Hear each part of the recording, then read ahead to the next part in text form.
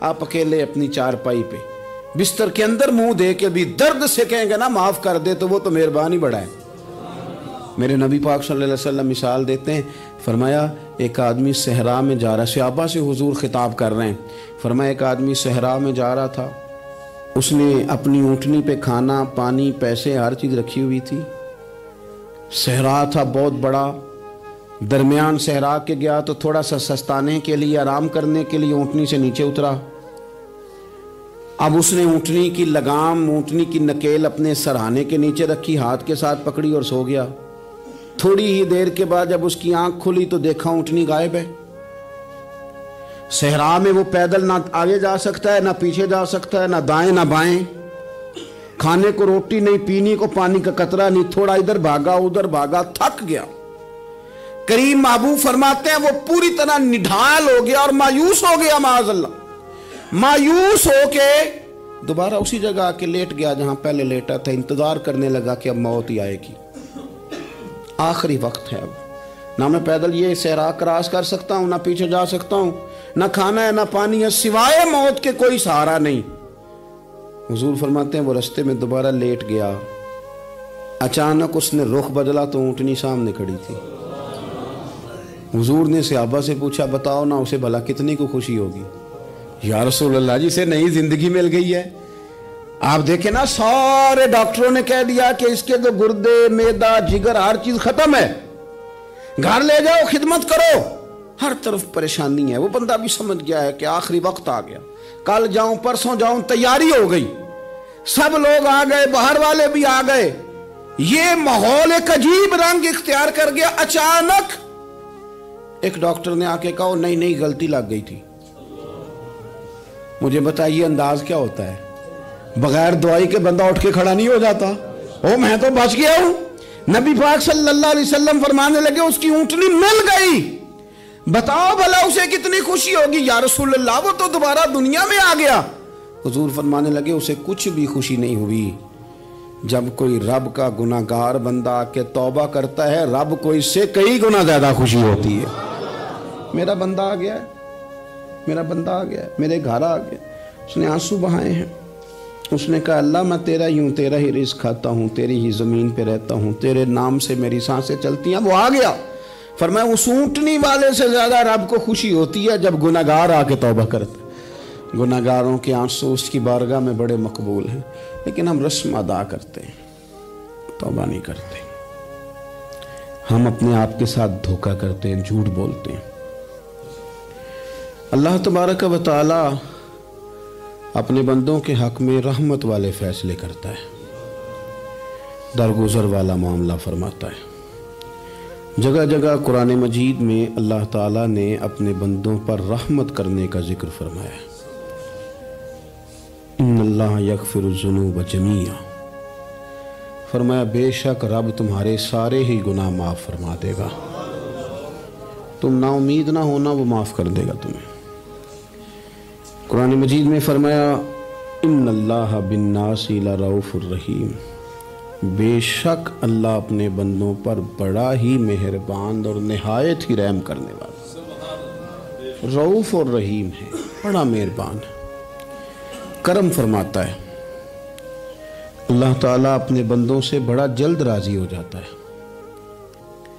ماں پیار کرتی ہے اپنے بچے سے، لیکن وہ ناراض بھی ہو جاتی ہے بعض چیزوں پہ، بعض معاملات اس کا دل بھی دکھاتے ہیں، بعض جگہ وہ رو کے یہ بھی کہتی ہے کہ تو نے میری محبت کا کوئی نتیجہ نہیں مجھے دیا، میری ساری کمائی تو نے ضائع کر دی۔ والد بہت ساری جگہوں پہ ناراض ہوتا ہے، شکوہ کرتا ہے، کہتا ہے میری بیماریوں کی، پریشانیوں کی، بڑھاپے کی، کمزوریاں کا سبب بیٹے تو ہی بن گیا، یہ ساری تکلیفیں تو ٹھیک ہو جائیں تو میری شاید عمر بھی بڑھ جائے، صحت بھی ٹھیک ہو جائے، میں زیادہ دیر جوان رہ سکوں۔ ناراض ہوتے ہیں ماں باپ، اسی طرح ماں باپ راضی بھی ہو جاتے ہیں، وہ بڑی جلدی راضی ہو جاتے ہیں۔ میں اکثر کہتا ہوں کہ والد کو راضی کرنے میں 5-7 منٹ لگ جاتے ہیں، اماں تو 1.5-2 منٹ میں راضی ہو جاتی ہے۔ ابا جی کو 5-7 منٹ لگتے ہیں، کئی دفعہ کہنا پڑتا ہے، کوئی دلائل دینے پڑتے ہیں، لیکن والدہ کے لیے تو کچھ بھی نہیں، آپ نیرا جا کے پیروں میں بیٹھ ہی جائیں، کچھ بھی نہ کریں، آپ پورا روئیں نہ رونے والا منہ ہی بن جائے تو اماں تو نرم ہی نرم ہے، جس وقت جو مرضی آپ کرا لیں ہو گیا۔ اللہ تبارک و تعالیٰ بلا مثال و بلا تشبیہ سمجھانے کے لیے عرض کرتا ہوں، اللہ بھی بعض معاملات میں اپنے بندوں سے ناراض ہو جاتا ہے۔ وہ کہتا ہے میں تکبر کرنے والوں کو پسند نہیں کرتا، وہ کہتا ہے فسادی پسند نہیں ہے، وہ فرماتا ہے کہ راہوں میں کجی کرنے والے پسند نہیں ہیں، وہ فرماتا ہے کہ بدعہدیاں کرو گے تو میں صبح قیامت تم سے سوالات کروں گا۔ اللہ تبارک و تعالیٰ بہت ساری چیزوں کو ناپسند کرتا ہے، ناراض ہو جاتا ہے، بلکہ نبی پاک صلی اللہ تعالیٰ علیہ وسلم نے فرمایا تم بات کرتے کرتے کوئی ایسا جملہ بول دیتے ہو کہ رب اتنا ناراض ہوتا ہے کہ تمہیں پتہ بھی نہیں ہوتا، تمہارے لیے جہنم کا فیصلہ کر دیتا ہے۔ اس لیے پہلے تولو پھر بولو، خود اپنے لفظوں کی تو تم پہرے داری کرو نا کہ میں کیا کہہ رہا ہوں۔ اور حضور یہ بھی فرماتے ہیں کہ اس کا دوسرا پہلو بھی ہے، بعض اوقات تم بات کرتے ایسا جملہ کہتے ہو وہ اتنا راضی ہوتا ہے کہ تمہارے لیے جنت کا فیصلہ فرما دیتا ہے۔ ان کاموں کی طرف بڑے جن سے اللہ راضی ہوتا ہے۔ میرے نبی پاک صلی اللہ تعالیٰ علیہ وآلہ وسلم نے ارشاد فرمایا، بعض احادیث میں لفظ یہ ہیں کہ اللہ اپنے بندوں کو دیکھ کے مسکراتا ہے جو اس کی شان کے لائق ہے۔ جس ترتیب سے ہم مسکراتے ہیں، جس ترتیب سے ہم روتے ہیں، جس ترتیب سے ہم کسی بات کا اظہار تشکر کرتے ہیں، خدا ان باتوں سے پاک ہے۔ اب بہت ساری حدیثوں میں آیا کہ وہ مسکراتا ہے، تو کیا مطلب ہے مسکرانے کا؟ تو علماء تفسیر نے لکھا ہے مسکرانے کا مطلب یہ ہے کہ وہ بڑا ہی راضی ہوتا ہے اپنے بندے سے، بڑا راضی ہوتا ہے، یہ مطلب ہے۔ ایک تو مسکرانے کا مطلب یہ کہ وہ بڑا راضی ہو گیا، وہ مسکرا دیا اپنے بندے پہ۔ اور ایک اس کا معنی خود نبی پاک صلی اللہ تعالیٰ علیہ وسلم نے بیان فرمایا، مسند امام احمد بن حنبل میں حدیث ہے، حضور سید عالم علیہ السلام سے صحابہ نے پوچھا یا رسول اللہ شہید تو بڑے لوگ ہوتے ہیں، شہیدوں میں افضل کون ہے؟ تو اللہ کے حبیب علیہ السلام فرمانے لگے وہ والا بندہ جو ڈٹ گیا تھا کافروں کے مقابلے میں، وہ ہلا نہیں، پوری طرح ڈٹ کے جو لڑا وہ شہداء میں افضل ہے۔ حضور فرماتے ہیں وہ جنت کے بالا خانوں میں سیر کرے گا اور رب اسے دیکھ کے مسکرائے گا،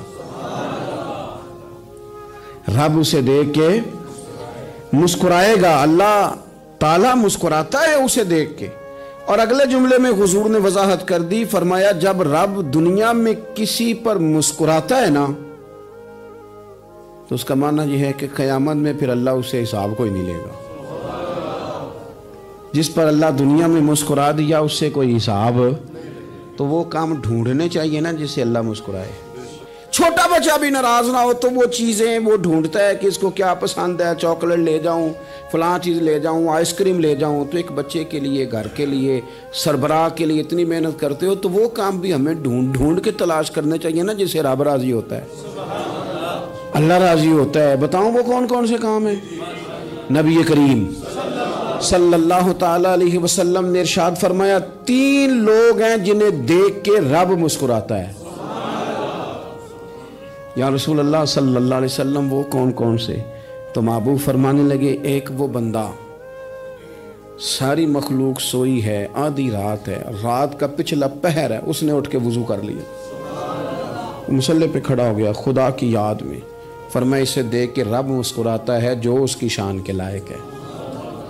مسکراتا ہے اللہ۔ یہ تو سونے کا ٹائم تھا، یہ تو گہری نیند آنے کا وقت تھا، رات کا پچھلا پہر۔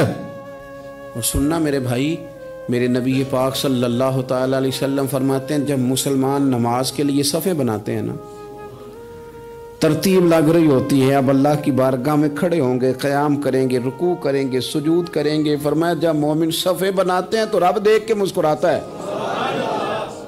مسکراتا ہے۔ کمال ہو گئے عروج بندگی کا، جب بندے کو دیکھ کے رب مسکرائے۔ خدا بندے سے خود پوچھے بتا تیری رضا کیا ہے، مسکراتا ہے۔ اور میرے نبی پاک علیہ السلام فرماتے ہیں جب مجاہد جہاد کے لیے صفیں سیدھی کرتے ہیں، آج تو یہ رب کے نام پہ مرنے ہی آ گئے، یہ صفوں میں کھڑے ہوں گے، ترتیب سے لڑیں گے، ترتیب سے گلا کاٹیں گے کافروں کا یا شہادت لیں گے۔ فرمایا جب جہاد کے لوگ صفیں بناتے ہیں تو رب انہیں دیکھ کے مسکراتا ہے۔ کتنے نصیبوں والا وہ بندہ ہے جسے دیکھ کے مسکرا دیا. او یار کبھی تیرا بیٹا تیرے سامنے مسکرائے نا چھوٹا تو تیرا دل باغ باغ ہو جاتا ہے. تیری ماں بیمار کسی ایک دن صحیح طرح ہنس پڑے تو طبیعت خوش ہو جاتی. مجھے بتاؤ نا جس کا رب بھی اسے دیکھ کے ہنس پڑے جو اس کی شان کے لائق ہے. کیا اس بندے کے نصیبیں ہیں, کیا اس کے مقدر ہیں. آپ اس مقام پر اپنے آپ کو لائیں. اب دیکھیں نا یہ حدیث آپ نے سن لی, اب ہم نے نا اس طرح صفحے نہیں بنانے جس طرح ساری دنیا, اب ذرا صفحے بھی شوق سے بنائیں گے.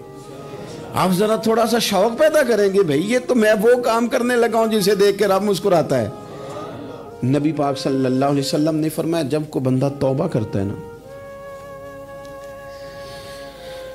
ہم توبہ کا رٹا لگاتے ہیں, یا اللہ میری توبہ یا اللہ. اور توبہ کا تو مطلب یہ ہے کہ پچھلے گناہوں سے پکی توبہ, آج کے بعد یہ غلطی نہ کرنے کا پکا وعدہ. آج کے بعد رشوت تو نہیں نہ لے گا, ملاوٹ تو نہیں نہ کرے گا, یہ توبہ ہے. اور اگر سارے کام اسی طرح کرنے تو پھر یہ توبہ کا رٹا ہے, تو جتنا مرضی لگاؤ. حضرت علی بن ربیعہ رضی اللہ تعالیٰ عنہ فرماتے ہیں میں مولا علی کے ساتھ تھا, مقام حرہ کی طرف جا رہے تھے, حضرت علی نے ہاتھ اٹھا کے دعا مانگی ہماری تعلیم کے لیے. ورنہ حضرت علی ہم صحابہ کو محفوظ عن الخطا تو مانتے ہیں نا. ہاتھ اٹھا کے کہا اے اللہ ہمارے گناہ بخش دے, تیرے علاوہ کوئی معاف کرنے والا نہیں. اور پھر حضرت علی آسمان کی طرف دیکھا اور دیکھ کے نا حضرت علی بن ربیعہ کو تو مسکرائے. حضرت علی بن ربیعہ کہنے لگے حضور مسکرائے کیوں ہو؟ فرمانے لگے ایک دن میں حضور کے ساتھ اسی طرح آیا تھا, اسی طرح حضور نے دعا فرمائی تھی ہماری تعلیم کے لیے, اور پھر حضور مجھے دیکھ کے مسکرائے تھے اور فرمایا جب کوئی بندہ رب کی بارگاہ میں اس طرح استغفار کرتا ہے تو رب مسکراتا ہے اور مسکرا کے فرماتا دیکھ لو میرے بندوں کو پتا ہے کہ میرے علاوہ معاف کرنے والا کوئی نہیں. انہیں پتا ہے, تم اس کی بارگاہ میں رجوع تو لاؤ, آؤ تو صحیح دو آنسو لے کر. اقبال کہتے ہیں کہ موتی سمجھ کے شان کریمی نے چن لیا, قطرے دو گرے میرے ار کے انفال کے. دو میں نے آنسو بہائے تھے تو اس کے کرم نے تو موتی سمجھ کے چن لیے. سنو نا حضور اس استغفار کو اللہ کو یار رات کو توبہ کر کے سونا چاہیے ہمیں. کچھ غلطیاں ہم کرنا نہیں چاہتے پر ہم سے ہو جاتی ہیں, کچھ دل ہم توڑنا نہیں چاہتے پر وہ ٹوٹ جاتے ہیں, ہماری مجبوری ہوتی ہے ٹوٹ جاتے ہیں. رات کو اس کی بارگاہ میں ہاتھ باندھ کے کشکول طلب دراز کر کے خوب استغفار پڑھنا چاہیے کہ مالک بندے ہیں نا کیا کریں, خدا را خیال کریں, دنیا روٹتی ہے تو روٹ جائے, رب رسول ناراض نہ ہونے پائیں, اس کا خیال کریں. حضور فرماتے ہیں وہ مسکراتا ہے, اسے خوشی ہوتی ہے جب کوئی اس کا بندہ اس کی طرف رجوع کرتا ہے. میرے عزیزو رسول پاک صلی اللہ تعالی علیہ وسلم نے ان لوگوں کے تذکرے کیے جنہیں دیکھ کے رب مسکراتا ہے. نبی پاک صاحب الاخلاق صلی اللہ تعالی علیہ وسلم فرماتے ہیں, مسند امام احمد بن حنبل دیکھیے, فرمایا رب اس وقت بڑا ہی مسکرائے گا جب قاتل بھی جنت میں جائے گا, مقتول بھی جنت میں جائے گا. یا رسول اللہ مقتول تو گیا, یہ قاتل کیسے چلا گیا؟ حضور فرماتے ہیں جائے گا, اور جائے گا اور رب مسکرائے گا جو اس کی شان کے لائق ہے. یا رسول اللہ کس طرح؟ تو نبی پاک صلی اللہ علیہ وسلم فرمانے لگے اس نے ایک مومن کو قتل کیا تھا, وہ شہید ہو کے جنت میں چلا گیا. اب اللہ نے بعد میں اسے توبہ کی توفیق دے دی. پہلے اس نے کلمہ پڑھا, پھر یہ میدان میں اترا, کافروں سے لڑا, یہ شہید ہوا, رب نے اسے بھی جنت دے دی. قاتل بھی جنت میں, مقتول بھی جنت میں. اور بات اتنی انوکھی ہے کہ رب دیکھ کے مسکرا رہا ہے جو اس کی شان کے لائق ہے. ہم جلدی میں ہیں, ہم انتظار نہیں کر رہے کہ شاید توبہ کر جائے, ہم انتظار نہیں کر رہے. لیکن میرے عزیز اتنی جلدی نہ کریں.